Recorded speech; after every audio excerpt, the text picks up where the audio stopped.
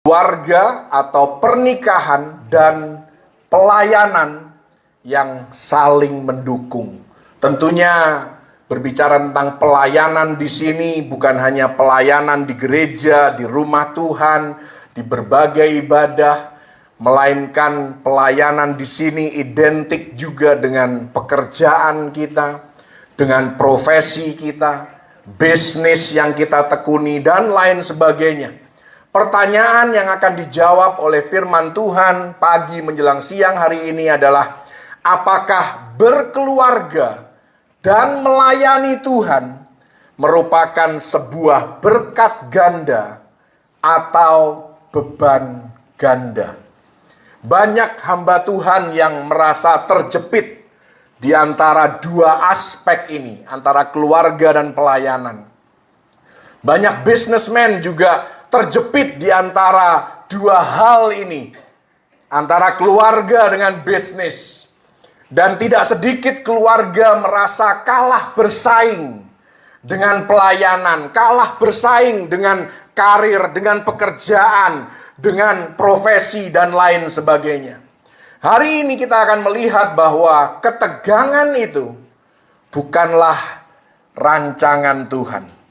Klik, mari kita lihat beberapa ayat, kita baca bersama-sama dengan suara yang lantang, diambil dari surat 1 Timotius pasal yang ketiga ayat 1 sampai 5. 2, 3. Benarlah perkataan ini, orang yang menghendaki jabatan penilik jemaat menginginkan pekerjaan yang indah. Karena itu penilik jemaat haruslah seorang yang tak bercacat, suami dari satu istri, dapat menahan diri, bijaksana, sopan, suka memberi tumpangan, cakap mengajar orang, bukan peminum, bukan pemarah, melainkan peramah, pendamai, bukan hamba uang. Seorang kepala keluarga yang baik, disegani dan dihormati oleh anak-anaknya. Jikalau seseorang tidak tahu mengepalai keluarganya sendiri, bagaimanakah ia dapat mengurus jemaat Allah? Di ayat-ayat ini kita belajar bahwa Tuhan tidak pernah memisahkan antara karakter di rumah dengan karakter di tempat lain, termasuk karakter di mimbar. Keduanya harus konsisten, harus sama. Dalam gambar ini ada gambar seorang imam besar bernama Eli. Imam besar yang melayani Tuhan dengan setia, tetapi sayangnya dia gagal total sebagai seorang kepala rumah tangga. Anak-anaknya bejat, tapi justru Imam Eli lebih menghormati, lebih takut pada anak-anaknya ketimbang kepada Tuhan. Akibatnya apa? Rumah tangganya hancur. Pelayanan yang dibangun bertahun-tahun akhirnya ternoda oleh ketidakmampuan Eli menjaga antara integritas di rumah tangga dan integritas di pelayanan. Mari kita melihat lebih dalam lagi terkait dua aspek ini yang seringkali dipersaingkan, diperlombakan, diperbandingkan satu sama lain. Klik. Ada dua pandangan yang salah. Yang pertama, kita harus mengorbankan keluarga demi pelayanan. Seolah-olah kita seringkali diajarkan bahwa pelayanan itu identik dengan Tuhan. Kita harus mengutamakan Tuhan terlebih dahulu. Keluarga itu selanjutnya. Keluarga bisa nanti. Tapi saya mau katakan bahwa tidak semua pelayanan itu identik dengan Tuhan. Terkadang pelayanan itu adalah keinginan manusia itu sendiri, atau mungkin manusia punya kepentingannya tersendiri, sehingga menjadikan seolah-olah pelayanan itu sama dengan Tuhan. Jadi yang pertama, mengorbankan keluarga demi pelayanan itu adalah pandangan yang salah. Demikian juga ekstrim lainnya. Terlalu mengidolakan keluarga sehingga menganggap pelayanan itu tidak penting. Itu juga salah. Keluargaku adalah segalanya. Oh, memang keluarga perlu prioritas. Tapi bukan berarti kita mengabaikan pelayanan atau pekerjaan kita atau bisnis kita. Faktanya di dalam kehidupan kekristenan mengidolakan apapun. Bukan hanya pelayanan, bukan hanya keluarga, bukan hanya hobi. Apapun yang Anda idolakan akan membuat kita menyimpang dari panggilan Tuhan. Sebagai contoh, dalam gambar ini mungkin Anda bisa menebak siapa tokoh Alkitab yang saya rujuk.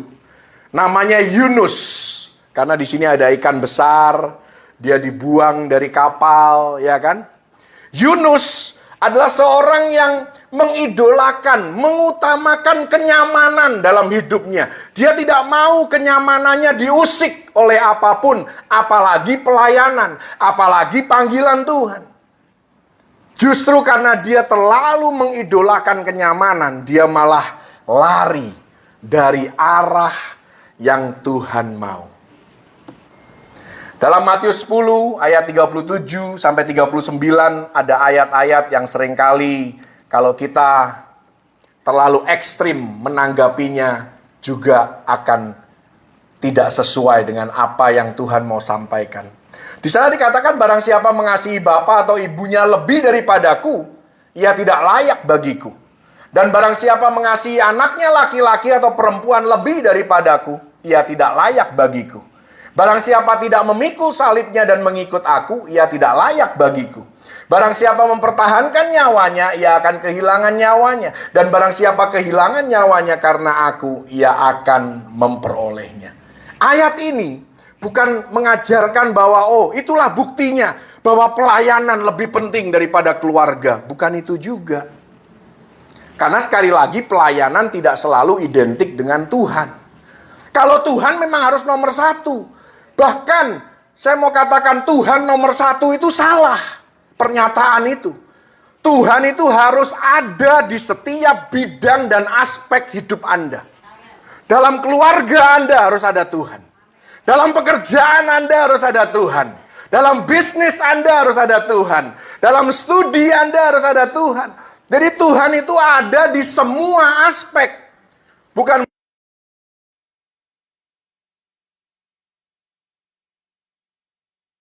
semua aspek. Dan kita harus mengutamakan Tuhan, mengutamakan kebenaran, menyelaraskan hidup ini dengan panggilan Tuhan di setiap bidang dan aspek yang tadi saya sebutkan. Jadi ayat-ayat ini sebenarnya berbicara tentang menetapkan prioritas yang benar. Ada kalanya kita memprioritaskan pelayanan. Ada kalanya juga kita harus memprioritaskan keluarga. Tergantung kasus demi kasus harus dilihat. Jadi Yesus mengajarkan bukan sesuatu yang ekstrim kita harus membenci keluarga. Bukan itu maksudnya.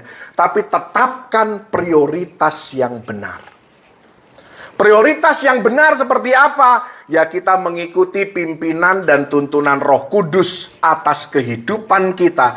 Pribadi lepas pribadi. Karena cara Tuhan menuntun dan memimpin pribadi lepas pribadi berbeda satu dengan yang lainnya. Jadi ini ayat ini sekali lagi berbicara tentang prioritas. Kebenarannya adalah keluarga kita adalah milik Tuhan. Untuk diserahkan secara bebas kepada Tuhan agar digunakan oleh Tuhan untuk tujuan Tuhan, untuk kemuliaan Tuhan. Bukan hanya keluarga, tetapi semua yang kita miliki berasal dari Tuhan. Dan hendaknya dipakai untuk kemuliaan Tuhan. Jadi yang namanya pelayanan, pekerjaan, bisnis, dan keluarga tidak dirancang oleh Tuhan untuk saling mengambil. Tetapi untuk saling memperkuat. Haleluya. Makanya Yosua berkata, as for me and my house, we will serve the Lord. Tetapi aku dan seisi rumahku, kami akan beribadah kepada Tuhan. Kami akan melayani Tuhan. Secara bersama-sama, dalam keluarga. Ada satu contoh yang indah dalam Kisah Para Rasul. Kehidupan rumah tangga Aquila dan Priscilla.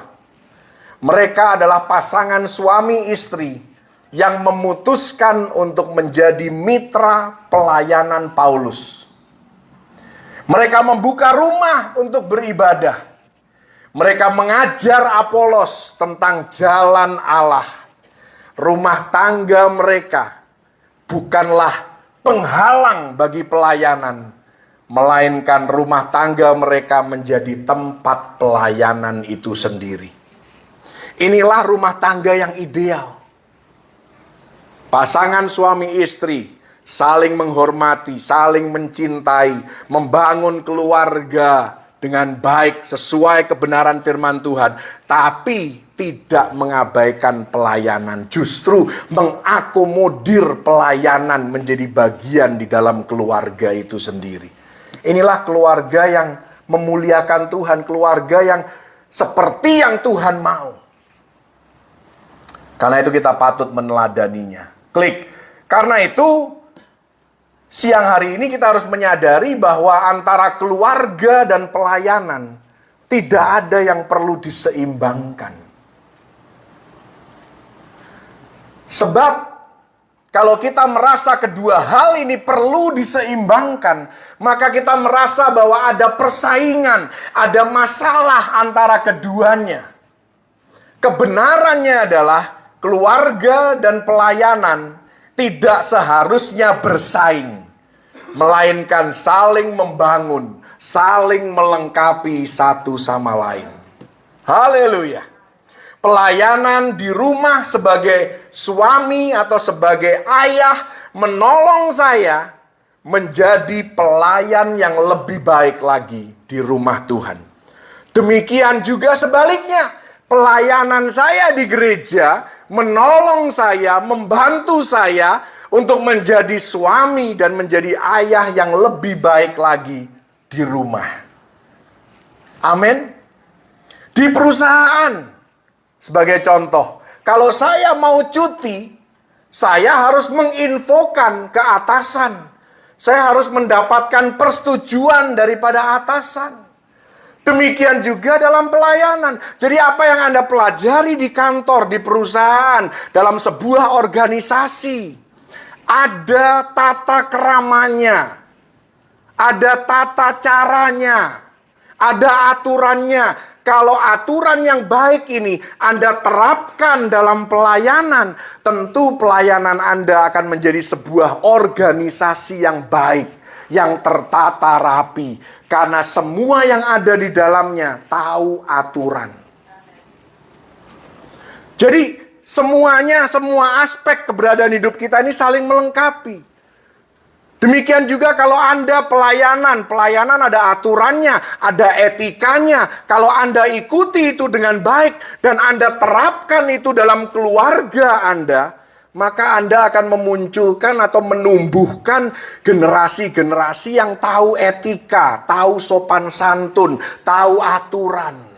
Bukan yang suka-suka hidupnya, tapi disiplin, komitmen, tahu beretika. Jadi saling melengkapi, saling membangun satu sama lain. Di rumah kita harus bisa membangun relasi suami dan istri, orang tua dan anak dengan baik. Demikian juga di gereja, harus ada relasi, harus ada hubungan yang baik satu sama lain, dengan menyadari bahwa di tengah persaudaraan yang rukun, kesanalah Tuhan memerintahkan berkat-berkat-Nya. Kita belajar satu sama lain di setiap organisasi, di setiap tempat di mana Tuhan menaruh kita. Sama-sama ada aturan, sama-sama ada etika. Jadi saling membangun, saling melengkapi. Klik. Karena itu bagaimana sekarang suami atau istri mendukung pelayanan pasangannya. Bagaimana kita bisa saling mensupport satu sama lain, bukan hanya sekali lagi, bukan hanya dalam pelayanan, tetapi dalam kegiatan dan kesibukan kita sehari-hari. Tuhan Allah berfirman dalam Kejadian 2 ayat 18, tidak baik kalau manusia itu seorang diri saja, aku akan menjadikan penolong baginya yang sepadan dengan dia. Kata penolong berasal dari kata Ibrani ezer. Kata ezer dipakai juga dalam satu ayat di dalam Mazmur 121 ayat yang kedua, ketika pemazmur bertanya, dari manakah datangnya pertolonganku? Dan firman Tuhan menjawab, pertolonganku datangnya dari tempat yang maha tinggi. Allah Israel adalah penolongku. Kata penolong di sana juga memakai kata yang sama, yaitu ezer. Bayangkan seorang istri itu direncanakan oleh Tuhan menjadi penolong yang sepadan bagi suaminya, sama seperti Allah menjadi penolong bagi Israel. Ini berbicara tentang penolong yang sangat kuat, penolong yang vital, yang kritikal bagi keberhasilan dalam rumah tangga. Karena itu harus ada sinergi, harus ada kolaborasi, harus ada kerjasama tim yang baik di dalam membangun keluarga, di dalam membangun pelayanan di dalam rumah tangga kita. Klik, bagaimana suami istri saling mendukung satu sama lain. Yang pertama, suami istri itu harus bisa menghormati panggilan Tuhan dalam hidup pasangannya. Ada dua contoh di sini, ada dua gambar, ayat referensinya nanti Anda buka di rumah. Yang pertama adalah Zipora. Zipora ini istrinya Musa. Dia memilih untuk menyelamatkan misi Tuhan melalui Musa. Karena Zipora peka terhadap perintah Tuhan terkait sunat dalam hal ini. Zipora bisa saja tidak peduli. Mau mati kek suamiku? Atau mungkin suamiku lebih baik mati supaya tidak terlalu sibuk dengan pelayanan. Supaya aku juga tidak repot nanti terlibat dalam pelayanan. Zipora bisa saja berpikir seperti itu. Repot-repot amat pergi ke Mesir. Aku bisa tinggal di kampung halamanku bahagia bersama dengan keluarga. Dia bisa saja biarkan Musa mati di tengah jalan. Tapi tidak. Dia tahu porsinya, dia tahu bagiannya, dia harus mendukung pelayanan suaminya. Karena itu dia selamatkan suaminya dari murka Allah akibat sunat ini. Perempuan yang kedua namanya Yohana. Ya mungkin ini fotonya saya ambil dari Google, mungkin wajahnya juga nggak seperti ini. Saya nggak pernah tahu ya wajahnya Yohana seperti ini kan. Cuman kalau cari-cari di Google kayaknya ini yang paling cocok sebagai Yohana gitu kan. Yohana ini istri Kusa. Kusa ini adalah bendaharanya Herodes. Kisah hidupnya ditulis dalam Lukas 8 ayat yang ketiga. Yohana bersama banyak perempuan lain melayani rombongan Yesus dengan kekayaan mereka. Dan sekalipun suaminya bendahara Herodes, tentunya Yohana tahu dong, Herodes ini nggak benar. Tapi tidak pernah ada catatan di dalam Alkitab bahwa Yohana dan Kusa saling menentang pelayanan pasangannya. Tidak pernah. Mereka saling mendoakan ia, saling mendukung ia. Bahkan mungkin saling menasehati satu sama lain. Tapi tidak pernah ada yang namanya pertentangan. Ngapain kamu melayani Herodes? Nggak pernah itu ada, perselisihan itu tidak ada. Karena mereka menghormati panggilan Tuhan di dalam kehidupan mereka satu sama lain. Inilah cara kita mendukung pelayanan, keutuhan dalam keluarga. Yaitu dengan menghormati panggilan Tuhan dalam hidup pasangan kita. Ini kita bisa terapkan tentunya dalam hubungan orang tua dan anak. Orang tua harus bisa menghormati panggilan Tuhan di dalam kehidupan anak-anak mereka. Sekalipun tidak sesuai dengan harapan Anda sebagai orang tua. Anda harus punya pikiran yang terbuka, wawasan yang luas. Sehingga panggilan Tuhan benar-benar maksimal di dalam kehidupan anak-anak Anda. Saya tidak pernah bermimpi punya anak yang suka menggambar. Saya itu pelajaran gambar, saya suruh gurunya gambarin, dan saya suruh gurunya menilai gambar itu sendiri. Karena saya tidak punya bakat untuk menggambar, jadi saya selalu minta tolong, paling saya rubah-rubah sedikit, itu pun bukan jadi tambah bagus, tambah jelek. Nilai gambar saya tidak pernah lebih dari 6 dalam rapot. Mimpi apa saya punya anak yang sukanya gambar, sukanya desain. Baru diangkat jadi desain director dalam sebuah klub ya seni. Ya, tepuk tangan bagi Tuhan Yesus yang memampukan dia. Baru tahun pertama udah jadi direktur. Papanya bertahun-tahun baru jadi direktur. Ya memang percepatan itu perlu di dalam keluarga ya. Haleluya. Ya tapi saya menghormati, bukan terus saya menghina. Ngapain sih gambar-gambar sih? Ngapain sih suka seni? Kemana-mana saya pergi sama anak saya itu selalu diajak ke museum seni, ke galeri seni. Sekalipun itu bukan hobi saya belajar untuk mendukung kesukaan anak saya. Disitulah terjalin satu keharmonisan di dalam keluarga, di dalam rumah tangga. Ketika orang tua dan anak, suami dan istri saling menghargai, saling menghormati panggilan Tuhan di dalam kehidupan masing-masing. Haleluya. Klik. Yang kedua, suami dan istri harus saling mendoakan. Kalau bicara doa, ya Mon Hermon nggak ada lawan lah, ya. Saling mendoakan pasangan satu sama lain. Sebagai contoh Ayub.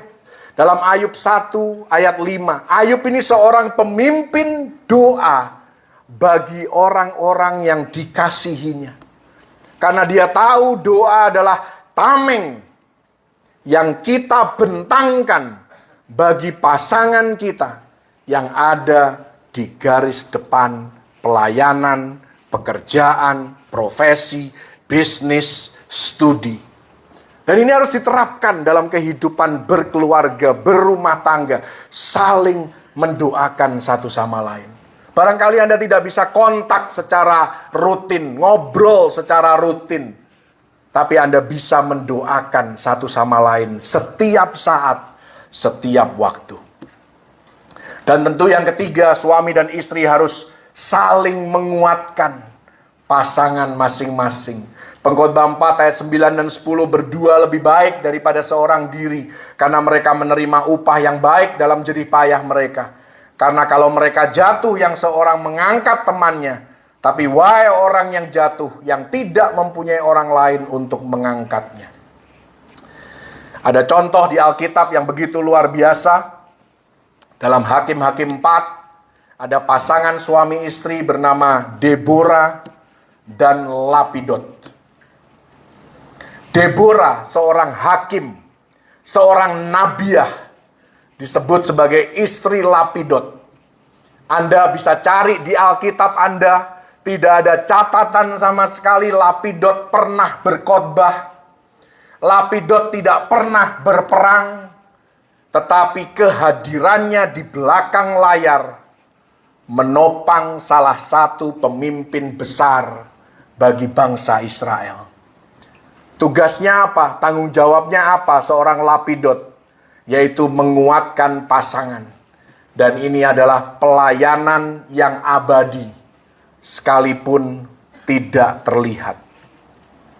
Saya bisa lakukan apa di luar sana kalau saya tidak punya seorang istri yang selalu mendoakan saya? Haleluya. Tepuk tangan buat istri saya. Anak-anak saya yang selalu wish me well. Apa ya wish me well? Yang selalu berharap segala sesuatu baik-baik dalam kehidupan saya, dalam pekerjaan saya. Mereka yang menopang saya. Tanpa itu tidak mungkin. Dan seringkali topangan itu tidak kelihatan. Dan ketika tidak kelihatan, makanya gampang bosan, gampang capek melakukannya karena tidak ada penghargaan. Yang dipuji yang kelihatan. Tapi yang tidak terlihat ini membutuhkan ketekunan, membutuhkan kekuatan yang luar biasa. Jadi kalau Anda ada di belakang layar dalam kehidupan keluarga Anda, jangan kecil hati. Kita punya Tuhan yang melihat. Kita punya Tuhan yang memberikan upah bagi mereka yang setia, mereka yang tekun, mereka yang rajin untuk terus menopang kehidupan rumah tangganya, kehidupan keluarganya. Ini satu pelayanan yang luar biasa, yang patut dihargai. Klik. Pasangan suami istri dalam keluarga harus bisa menjaga rumah sebagai tempat pemulihan. Jangan rumah itu dijadikan tempat gaduh, tempat pelampiasan kemarahan. Kita seringkali jaim kalau di luar. Begitu nyampe di rumah, saling meledak satu sama lain kemarahan dan emosi suami dan istri, orang tua dan anak. Tapi biarlah rumah tangga kita menjadi tempat pemulihan, tempat kita disegarkan kembali. Kehidupan di luar rumah sudah cukup melelahkan. Maka pastikan rumah kita menjadi tempat refreshing bagi siapapun yang tinggal di dalam rumah itu. Bukan tempat yang penuh ketegangan. Jadikan rumah tangga kita sebagai padang yang berumput hijau bagi anggota yang kelelahan. Rumah harus menjadi tempat di mana kita merasa dikasihi, merasa disambut, dan tidak perlu berpura-pura. Anda bisa tebak rumah siapa dalam gambar ini? Maria, Marta, dan Lazarus.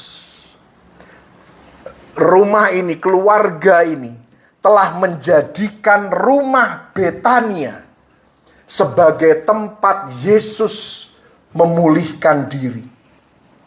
Bahkan sebelum Yesus memasuki pekan yang paling berat dalam kehidupannya di muka bumi, inilah rumah pertama yang dia singgahi.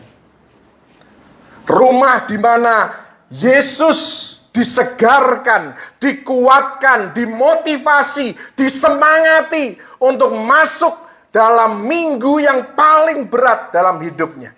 Dia tahu dia akan mati di kayu salib. Penderitaannya begitu berat yang harus dia lewati. Dia pilih rumahnya Maria, Marta, dan Lazarus untuk dia mendapatkan kekuatan sebelum melewati penderitaan yang besar.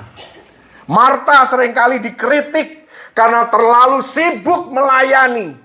Tetapi sebenarnya kalau kita jeli, Marta adalah orang yang memastikan Yesus makan, beristirahat, dan terpenuhi kebutuhan fisiknya. Bukankah itu pelayanan yang luar biasa? Memang berdoa itu penting, tapi sekali lagi ada kalanya pelayanan fisik itu diperlukan. Kasih makan orang, siapkan tempat istirahat, supaya orang bisa disegarkan kembali setelah dari pelayanan dan seterusnya. Jadikan rumah tangga kita seperti ini. Haleluya. Klik. Pasangan suami istri harus bisa saling meneguhkan. Peneguhan bukan hanya sanjungan kosong atau sanjungan yang ada apanya, ya, bukan apa adanya. Ada apanya lagi, mau minta tambahan uang saku, muji-muji, ya kan? Tambahan uang belanja, dipuji-puji suaminya. Atau papanya dipuji-puji karena anaknya lagi pengen sesuatu. Itu sanjungan kosong. Tapi peneguhan ini berbeda. Peneguhan bukan manipulasi. Dan peneguhan harus dilakukan secara berkala. Supaya apa? Supaya mencegah hati menjadi keras dan hati menjadi dingin. Jangan hanya bicara ketika orang berbuat salah, tapi katakan sesuatu juga ketika orang itu melakukan hal yang baik. Ini saya sudah ulang-ulang berapa kali. Kiri dan kanan gambar ini Anda mungkin bisa menebak siapakah mereka pasutri yang saling meneguhkan di masa yang sukar dalam kehidupan mereka. Sebelah kiri adalah Elisabet dan Zakaria. Saling meneguhkan di tengah keraguan.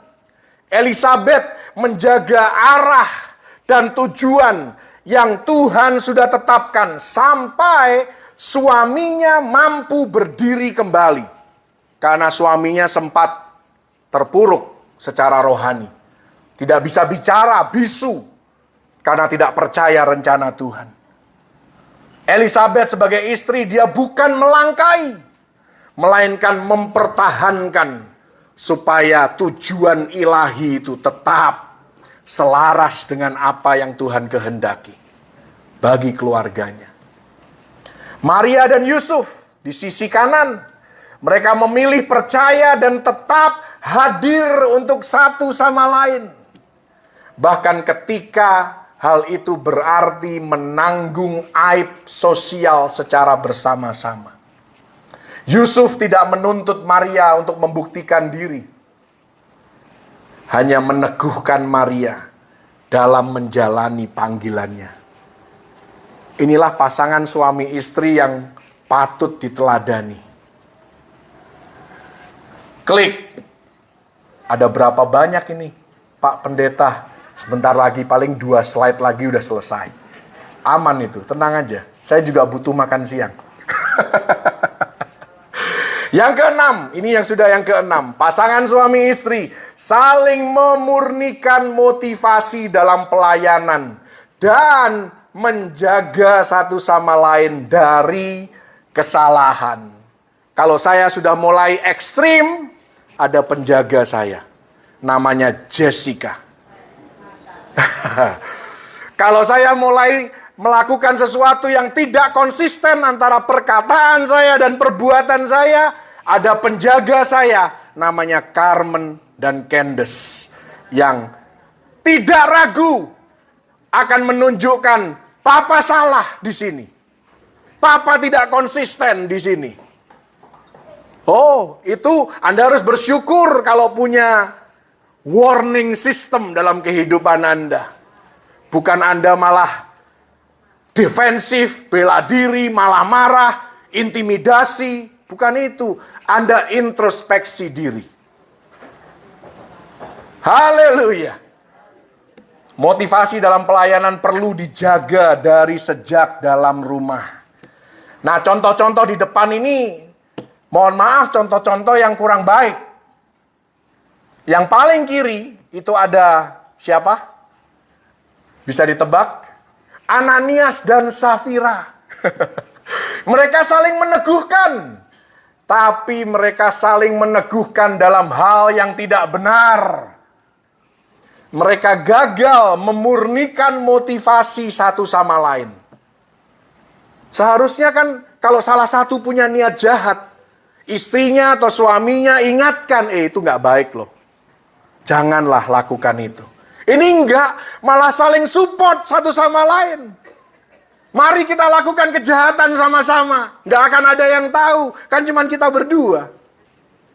Mereka lupa ada Tuhan yang melihat. Ada istri Ayub itu yang di tengah. Saya tidak bisa terlalu mencela atau mengkritik istri Ayub. Karena saya tidak pernah merasakan kehilangan anak. 10 orang anak dalam waktu 1 hari.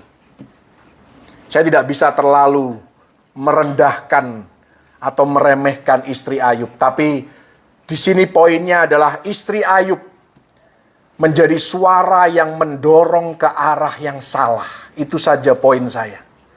Jangan diteladani dalam hal itu.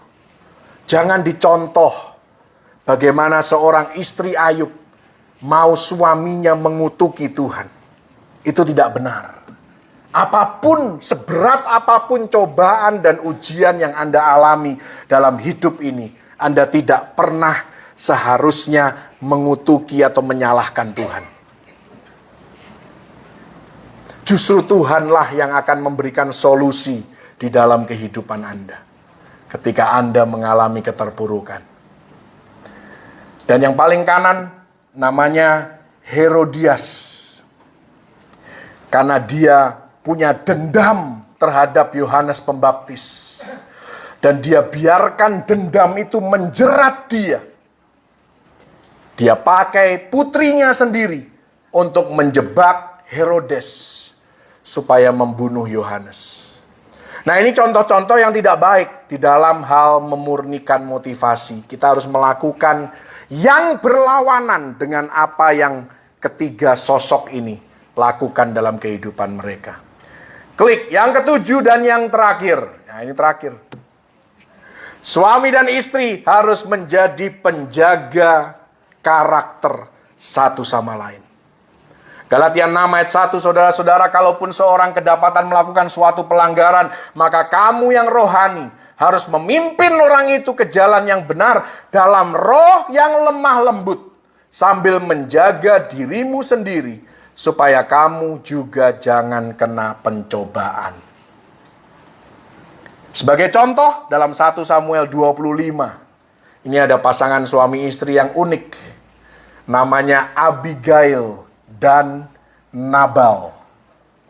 Kita tahu Nabal, seorang suami yang keras kepala, suami yang bebal. Tapi Abigail adalah seorang istri yang bijak. Dia mampu dengan hikmat Tuhan mencegah Daud berbuat dosa karena terdorong amarahnya. Seorang yang bijak tidak hanya melindungi pasangannya, tetapi dia juga melindungi orang lain dari kesalahan pasangannya. Kalau Abigail jahat, dia bisa bilang, syukurin lo sama Nabal, ya kan?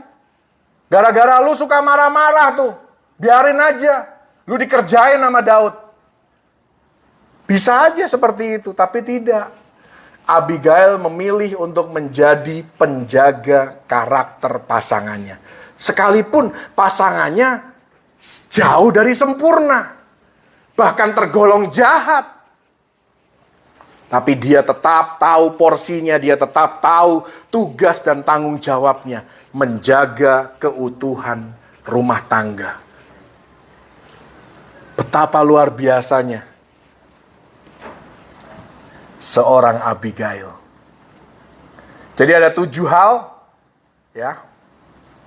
Sebagai kesimpulan, bisa diklik di slide yang terakhir. Kesimpulannya adalah keluarga bukan saingannya pelayanan. Bukan.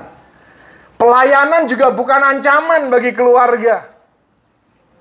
Keluarga dan pelayanan, keluarga dan pekerjaan, keluarga dan bisnis, jika diserahkan kepada Tuhan, maka keduanya akan menjadi 2 sayap dari 1 burung yang sama, yang terbang lebih tinggi bersama ketimbang terpisah. Tuhan tidak memanggil kita untuk memilih antara mencintai keluarga dan melayani Tuhan. Tuhan memanggil kita untuk melakukan keduanya dengan Yesus sebagai pusatnya. Haleluya.